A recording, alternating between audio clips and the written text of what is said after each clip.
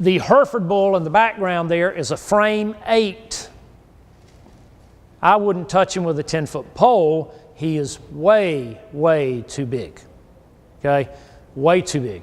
The red Angus bull, who appears from the picture to be much smaller, would actually be the much better choice, okay? Based on the phenotype we showed earlier, what about this Charolais bull? Does he fit the phenotype or no? They changed the breed too much. Okay. No, he doesn't fit the phenotype. Right. He has no gut capacity. He's too large frame.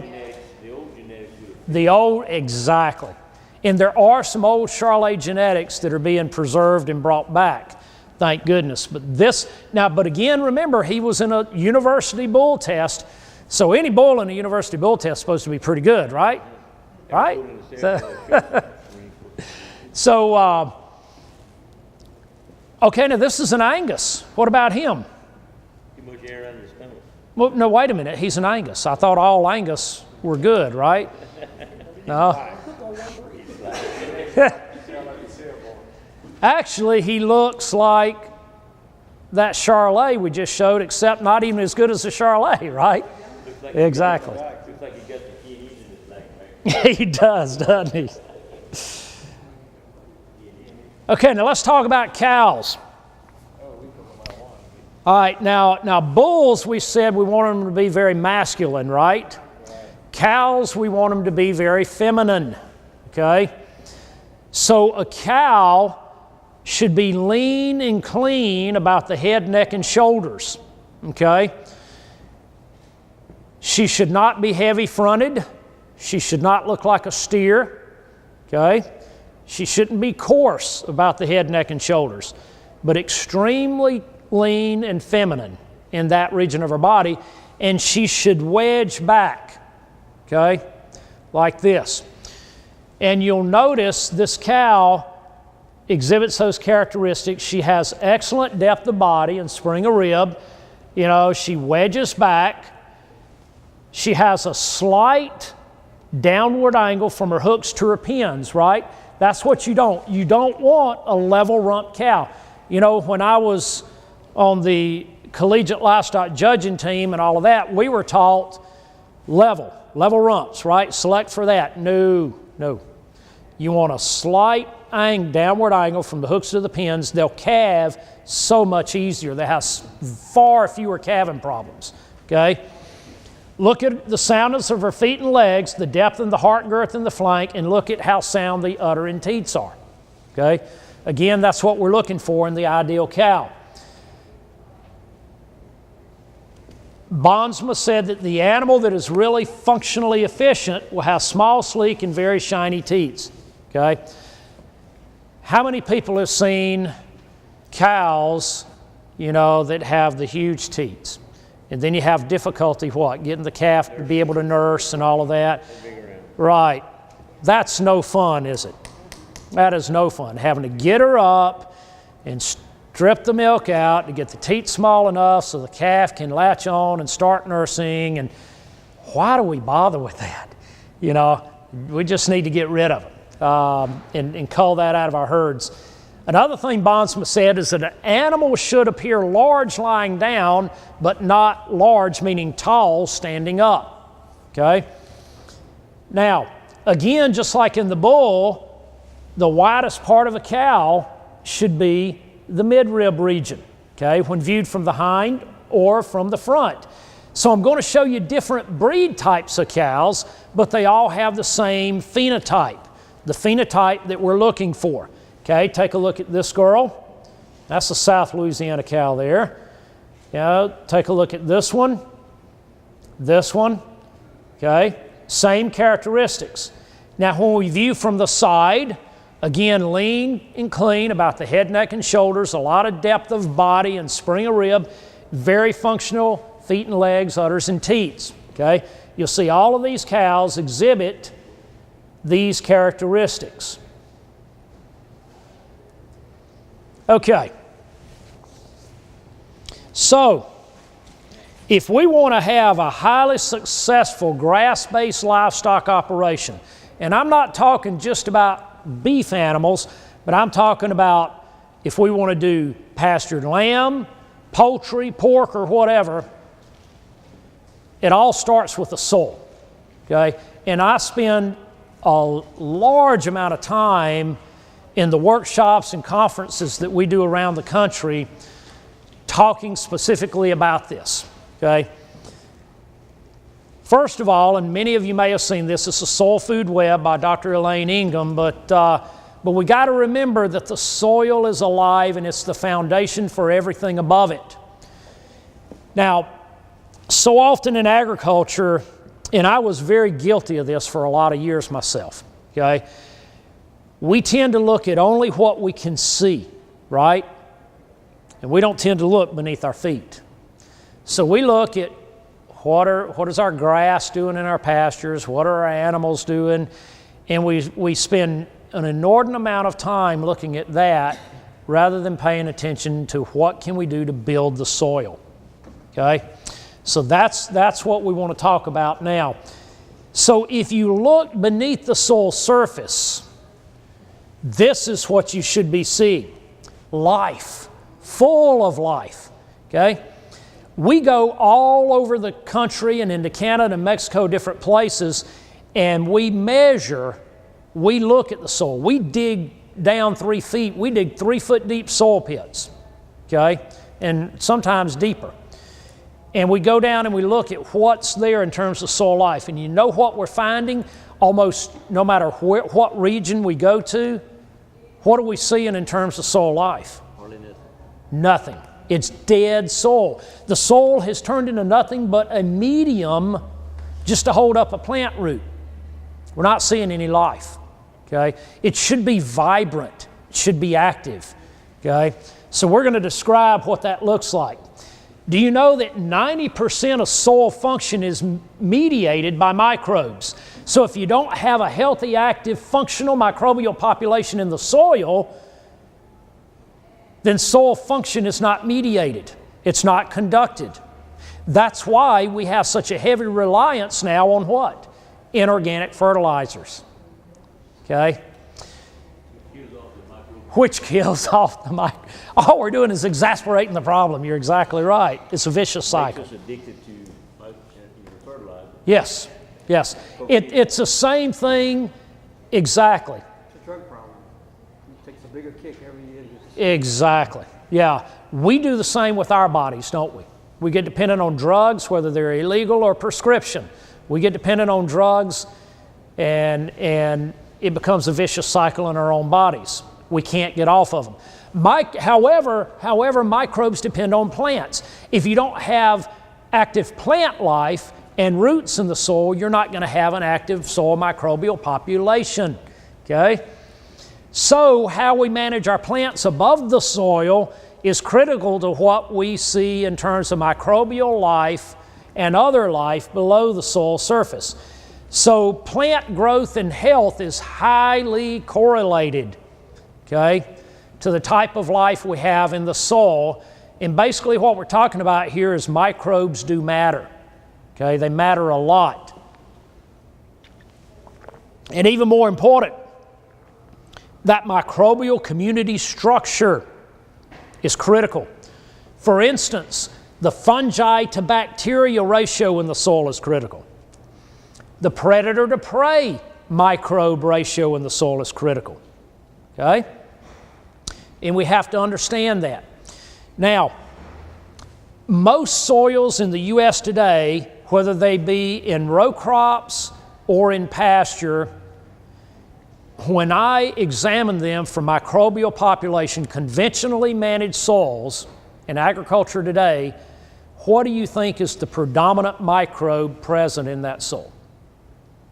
Broadly, we have fungi, we have bacteria, and we have protozoa as the 3 predominant types of soil microbes. Then you have all the species and subspecies up underneath those. But out of those 3, which one do you think is most dominant in today's agricultural soils? Bacteria. We're highly bacteria-centric, okay? In a little bit, I'll tell you why that's not good. Okay, Here's what we should see in an acre of healthy, active soil. We should have, yeah, those numbers are too big to say, okay? Per acre. It's the earthworm guy. Yeah, almost, but not quite as big as our national deficit, okay?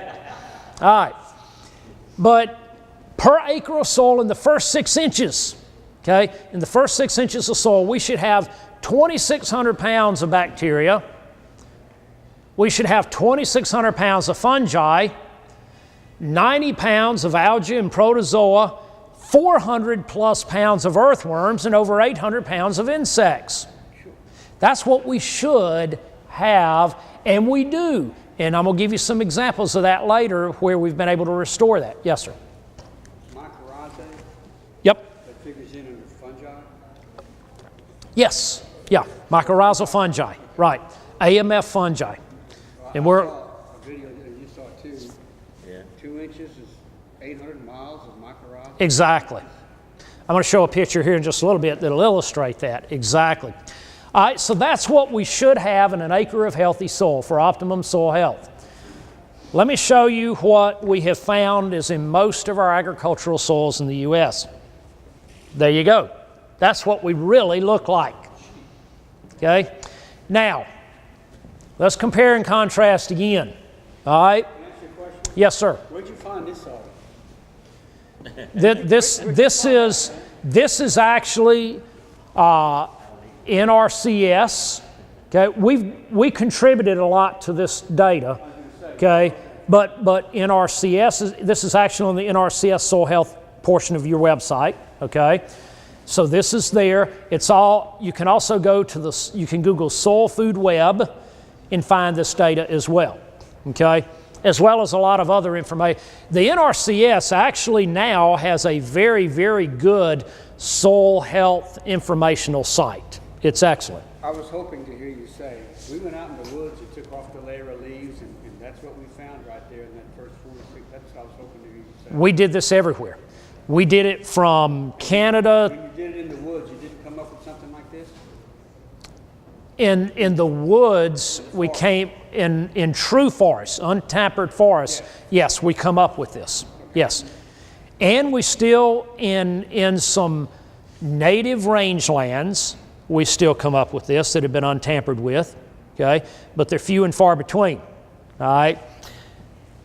So let me give you an analogy here that'll help you understand why this is so important, these numbers, these astronomical appearing numbers, okay? How many of you have grown corn in here? Anybody for grain? Okay. All right.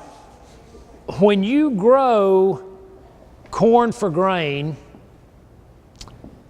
the typical rule of thumb for most corn farmers is if they want to produce 200 bushel per acre corn, how many pounds of nitrogen do they have to put on per acre to grow 200 bushels per acre corn? Okay, the rule of thumb is you need a minimum of 1 to 1.5 pounds of nitrogen for every bushel of corn you're going to grow. That's the requirement. Whether it's through the natural nitrogen in the soil or nitrogen from fertilizer or a combination thereof.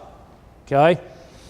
So if you want to grow 200 bushel per acre corn, what's the minimum pounds of nitrogen per acre you have to have in that soil, applied or otherwise, to grow that? 200, 2 to 250, okay? Now, if I wanted to grow 200 bushel per acre corn and I only applied 50 pounds of nitrogen per acre, what would happen? Would I grow 200 bushels per acre? No, not even close, okay? I'd be lucky to grow 80, okay? Microbes are the same. Just like you have to have enough fertilizer to be functional, to get the job done, you have to have enough microbe numbers to get the job done, okay? So this is akin to that 2 to 250 units of nitrogen per acre. This is that 50 units of nitrogen per acre, okay? So we can't get the job done like this. So let's talk about the role of microbes. Okay, they're numerous. They do incredible things. First of all, fungi, particularly AMF fungi, that's the mycorrhizal fungi, or arbuscular mycorrhizal fungi, okay? They produce a substance called glomalin that's a soil glue, okay? And what we mean by that is that glomalin, that sticky substance that these fungi produce, stick together the very tiny soil particles to make them larger. Why is that so important? Separates the soil. Okay, exactly. And when you separate the soil, you make the soil aggregates bigger. Make the oxygen. Okay, you oxygenate the soil and what else? Water. Right. If we walk out on that asphalt out there and it rains, where's the water going to go? Into the asphalt? No, it's going to run off the asphalt, right? All right. If we don't have highly aggregated soil, where does the water go when it rains? Off. It doesn't go into the soil, or very little does. Plus you can drive your dually across the pasture and not get stuck. Exactly. You know, so we want aggregation of soil particles. All right. So this glomalin produced by fungi creates soil aggregates. It reduces ponding and runoff. It creates underground highways. It slows down the rate of water entering the aggregate so that we don't have flooding of our land. Okay? Many, many good things. Now, also these fungi, and you said it, they're a very long microscopic thread-like organisms. Mycorrhizal and mycelium, I think is what they are. Right, and you also have saprophytes that are very important.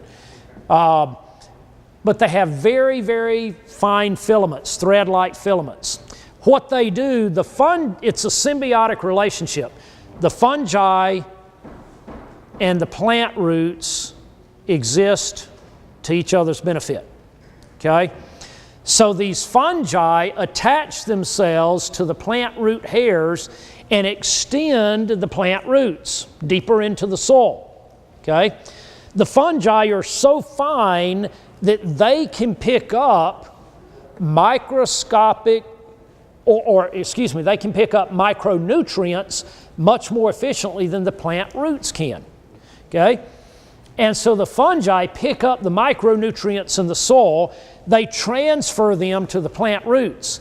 So the fungi feed the plant. And in return, the plant produces sugars or exudates that feed the fungi. It's the world's oldest bartering system, okay? They feed each other. They're dependent on each other.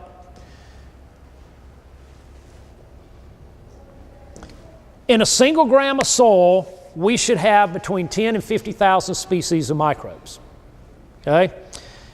Their nutrient cycling services are worth up to $20 trillion annually.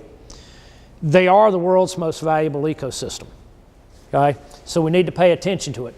These are some examples of the bacteria that we should see in our soil, okay?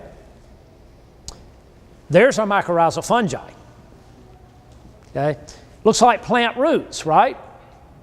Okay, that's fungi. They're extending the plant roots, okay, just like we talked about earlier. Protozoa. Protozoa are the predators in the soil, okay? They're the predators in the soil. Why are they so important? What are they controlling? Why do we need a predator in the soil? To create manure. Okay? If we have, in the state of Mississippi, we got a lot of deer, right? Okay? If we don't have hunters and or other predators, what happens to the deer population? Exactly. Gets out of check, out of control. Likewise, protozoa prey on soil bacteria. What did I say earlier about most of our conventionally managed ag soils now? They're highly what? Bacteria-centric. They have a lot of bacteria in them, right? That means there's no protozoa. They're not controlling the bacteria. Now, here's another important thing. What is the primary job of soil bacteria? Anybody know? It's to consume nutrients, macro and micronutrients in the soil. Why? To prevent those nutrients from leaching further down into the soil out of the reach of the plant roots. Where do the bacteria exist? Around the plant roots. They actually produce a glue themselves called exopolysaccharides that stick the bacteria together and then stick the clumps of bacteria to the plant roots, so that as rains come, because they're microscopic, they don't get washed deeper into the soil. And so their job is, with each rainfall we get, as those nutrients are filtered down through the soil, their job is to intercept them and eat them and hold them. So once they've eaten them, they have bound those nutrients, right? Well, guess what? They don't have a release mechanism. So when they eat the nutrients are bound. They're not available for plant uptake because bacteria are holding them within their cells. Okay? The only way they can be released for plant uptake is through what? The bacteria being eaten by the protozoa. That's why predators are so important, because if we have now think about this in relation to what we've been talking about earlier. If we have highly bacteria-centric soils, they're eating all those nutrients, right? And holding them there, and they're not being released. So then we're relying upon what? Fertilizer. Right. You got it all in there. Exactly. They're already there. Fertilizer kill the protozoa? Yes. It does. Fertilizers harm the protozoa. We're spinning our wheels. Exactly. We're spinning our wheels, creating the vicious cycle. So the protozoa are critically important in that regard. We also have favorable nematodes. We tend to think of nematodes as all nematodes are bad, right? But they're not. There's a lot of very good nematodes that they themselves are predators, okay? And they help keep microbial populations in balance. So we need beneficial nematodes, because the beneficial nematodes actually help control plant diseases and to cycle nutrients in the soil, okay? We also need the insects and arthropods. Remember, in an acre of healthy soil, how many pounds per acre of insects should we have? 800 plus. 800 plus. Wow, what do they do? What are the insects doing for us that's so helpful? Eating manure. Okay, they're eating the manure, recycling it into the soil. What else? Aerating. What else? They shred. They're shredders, right? So all the leaves and the dead grass and all the other organic material, what are they doing? They're shredding it up so that then the soil bacteria can further digest it, okay, and turn it into new organic matter. Earthworms are also critically important. How many pounds of earthworms did we say we should have in an acre of healthy soil? Over 400, okay? When you have highly active soil, very vibrant soil, you should be able to take a spade, a shovel, and to go anywhere in a pasture, anywhere, randomly, dig up one spadeful and find earthworms. Earthworms are an indicator species. When you can find earthworms everywhere in a field, that's an indication that you have a good active microbial population in that field, okay? So they're an indicator species. How many people know who Gabe Brown is? People what? Who know who Gabe Brown is? Gabe is now a guru of this type of agriculture that we're talking about and of building soil microbial populations. He's a farmer up in North Dakota who almost lost his farm, farming conventionally, okay? Yeah, Gabe is featured a lot in Stop McGrath's Farmer. He writes for Gray's magazine, and he's in very high demand as a speaker now. This is Gabe in the middle in the light blue t-shirt, okay? Very, very good human being, period. All right, all of you would love him. He's just a nice guy. But Gabe went through some very hard times in the 90s, and he was forced to look at trying to do things differently. And we implemented things on Gabe's farm and ranch up there in North Dakota that literally turned it around, and now he's one of the most profitable farmers and ranchers in North America. Okay? Highly profitable. And this was in August. It was hot, high 90s.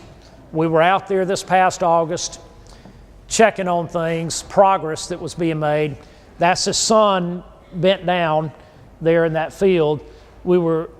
This is the middle of August, high 90s, you know, it's been dry. Went out to the middle of the field, nowhere near shade, took a spade, one spade full. What do you see? Earthworms. Okay, boom, right there. Anywhere we wanted to dig, earthworms. Okay? Now, we snuck on to a neighbor's field and dug in several places, and this is what we found. Dead dirt. Nothing. Nothing. No life. No insects on the surface. You see the surface there? We can find insects anywhere. Okay? No earthworms. Look at the soil texture itself. Murray, what do you think about that soil texture? It's pretty bad. Okay? There's nothing there. Compare it. Now look at this. That's Gabe's soil. Look at his soil. Now look at this soil on the neighbor's place just next door. It's dead, folks. There's nothing there. Okay? So that's what we found, and that's the difference. Now, this neighbor has been watching Gabe do all this for more than a decade now. The neighbor has made no changes. He's losing money every year. Wonders why. Because his dad and grandpa did it. And you've got a guy that is now becoming world famous right next door to you, and you pay no attention to him. Pay no attention to it. You know. Earthworms build topsoil. You see all these earthworm castings? Okay? We want to be able to see that, folks. That's very important. We want dung beetles to be there. Okay? Dung beetles are very important in our populations. Pollinator insects are critical. If we can establish this in our pastures, okay? And when I say this, I'm talking about diversity, and I'm going to really harp on that here in a little bit.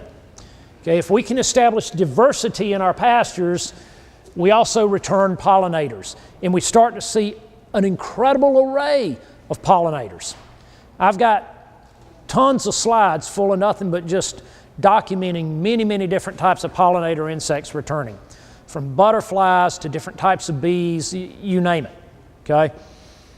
That's what we want to see. That's very important. All right. What is the value then of soil organic matter? Why is it so important? It's priceless, yeah. It's like that, Visa commercial? Okay. First of all, can we control the runoff of water by building soil organic matter? Yeah. Yes. Okay. All right. If our soils are 2% organic matter, now across the state of Mississippi on the average, what's our average organic matter? About 2%. About 2%. No better in Louisiana. Okay? I lived there for 12 years, by the way. So no better there. But 2% organic matter will hold about 32,000 gallons of water per acre, or 21% of a rainfall. So when we have a rain, just like this recent rain that went through, if we only have 2% organic matter in our soils, how much of that rainfall left our farm? 79%. 79% of it left our farm, didn't it? It didn't go into our soil. It left our farm. Okay? We lost it. We lost it. Okay? If we can build up to 5% organic matter, now our soils can hold 53% of a rainfall. Okay? If we can build up to 8% organic matter, now we can hold 85% of a rainfall. We only lose 15% to runoff. Okay? Folks, the difference between the bottom and the top is the difference between a drought on your farm and thriving on your farm. It's the difference between a flood on your farm and thriving on your farm. Organic matter controls both droughts and floods, both, okay, both. So organic matter is critical, and we can build it at a much more rapid pace than we ever thought possible. When I was in college, I was taught it took hundreds and thousands of years to build even 1% of topsoil. Unequivocally not true. I was taught that it would take 100 to even 1,000 years. In the 70s, they were teaching 1 million years to build the smallest amount of topsoil. So Well, they were dead wrong. Yeah. We can, and I'll show you some examples here in a little bit, but all right, so basically, and this is off the NRCS website, but basically for every 1% increase in soil organic matter, you add another 25,000 gallons per acre of water holding capacity to that soil, okay? So every 1% increase in organic matter, your soil can now hold another 25,000 gallons of water per acre. Yes? I may be jumping ahead here, but how do you test then for the percentage of organic matter? Show you that in a little bit. Well, first of all, you got to have the right lab analysis, okay? Unfortunately, and I got my degrees at land-grant universities and I taught at land-grant universities, but I'm going to call a spade, okay? Unfortunately, most of our university soil tests are far inferior, okay? I can give you labs that are much, much better to send your soil samples to that'll give you a much more complete and detailed profile than most of our university labs do today. And that's unfortunate, but it is the way it is, okay? Huh? You have a list of those? Brian Gosher has it. Yep. I'll be very happy. Let's bring that up in a little bit rather than bogging down right now, but yes, bring that up to me again towards the end and I'll do that. But what you want, here's the basics that you want in a soil test, okay? For soil fertility, there's two different types of soil tests you want done. You want a soil fertility and a soil health, okay? The soil fertility, you want organic matter, okay? You want water pH and buffer pH, both, okay? Water and buffer pH. You want CEC, cation exchange capacity, CEC, okay? You want base saturation, BASE, base saturation, and the base saturation ratios, and you want macro and micro nutrients, okay? That's what you want. If you're not getting that, you're getting a very inferior soil fertility analysis, okay? So you need those. We've developed explanation sheets that explain the importance of all of those elements. If you want one, I'll make sure you have my email address, and I'll send you the presentations as well if you want them, okay? But you can email me, I'll provide anything you want, all right? Okay. In soil health, what we want, and then we'll get to this, we want a PLFA analysis. That's phospholipid fatty acid analysis, PLFA, to determine soil health. What the PLFA analysis does is it tells us everything we need to know about our soil microbial profile, everything, okay? From total living biomass to group diversity index. And you don't have to write all this down because I'm going to give you a website to go to that'll tell you what all this is and what it means. It'll give you the fungi to bacteria ratio, the gram positive to gram negative ratio. It'll give you the predator to prey ratio, All right, the two labs that I use the most for soil fertility, and that's the organic matter, CEC, pH, all that kind of stuff, I use A&L, Alan and Larry. Okay, A&L Labs, okay? And you can Google them, allabs.com. and it'll tell you, and I do their S3M soil fertility test. It's called the S3M. It's the most complete test they offer, and it's very good. For soil health, I use Ward, W-A-R-D Labs, and just do wardlabs.com and select their soil health PLFA test. Okay?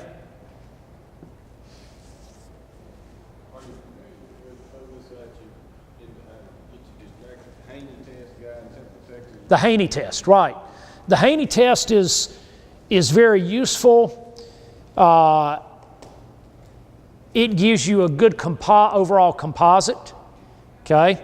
And they do the CO2, the Solvita test, for soil respiration, that type of thing. It's not as good as the PLFA for total microbial profiles, okay? The Haney test gives you indicators of the soil microbial activity, but it doesn't detail it for you. So therefore, I like to use the PLFA to get that. Okay, if you, in NRCS, you've seen this. Many of you, if you've gone to some workshops or something, you may have seen this demonstration here. But basically, this clearly illustrates what happens in different soil types in terms of different types of management. Panel number 1 to the far left is conventionally tilled row crop ground. Panel number 2 is row crop ground with a cocktail cover crop mix planted. Panel number 3 is no-till row crop. Panel number 4 is short crop pasture you've grazed down too far. Panel number 5 is what I would call properly grazed pasture, okay? Each one was subjected to a simulated 1-inch rainfall. The front jars are collecting the runoff from that 1-inch rainfall. Look at panels 1, 3, and 4 with a 1-inch rainfall, what happened?